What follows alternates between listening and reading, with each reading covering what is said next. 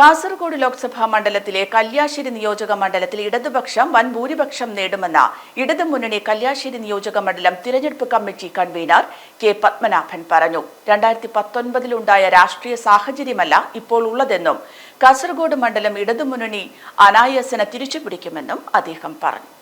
Kasaragod parliament മണ്ഡലത്തിൽ ഇടതുപക്ഷ ജനാധിപത്യ മുന്നണിയുടെ തിരഞ്ഞെടുപ്പ് പ്രവർത്തനം തിരഞ്ഞെടുപ്പ് സ്ഥാനാർത്ഥിയെ പ്രഖ്യാപിച്ചതൊട്ട് നല്ല നിലയിൽ മുന്നേറിക്കൊണ്ടിരിക്കുകയാണ്. എല്ലാ നിലയിലുള്ള പ്രചരണ പ്രവർത്തനങ്ങളും ഇപ്പോൾ മുന്നേറുകയാണ്. സ്ഥാനാർത്ഥിയുടെ 1, 2, 3 ഘട്ടങ്ങളിലുള്ള പ്രചരണ പ്രവർത്തനങ്ങൾ, പര്യടന പരിപാടികൾ ഇപ്പോൾ പൂർത്തീകരിച്ചു കഴിഞ്ഞു. സ്ഥാനാർത്ഥി ഇപ്പോൾ വിവിധ സ്ഥാപനങ്ങളെയും വോട്ടർമാരെയും കണ്ടുകൊണ്ടുള്ള പ്രവർത്തനങ്ങളാണ് വിവിധ മണ്ഡലങ്ങളിൽ നടത്തിക്കൊണ്ടിരിക്കുന്നത്. വിവിധ മേഖലകളിൽ നിന്ന് സ്ഥാനാർത്ഥിയുടെ പര്യടനത്തിനൊപ്പം സഞ്ചരിച്ചപ്പോൾ ഞങ്ങൾക്ക് മനസ്സിലാക്കാൻ വേണ്ടി കഴിയുന്നത് കഴിഞ്ഞ 5 വർഷം ഈ മണ്ഡലം നഷ്ടപ്പെട്ടതിൻ്റെ നിരാശ ജനങ്ങളുടെ ഇടയിലുണ്ട്.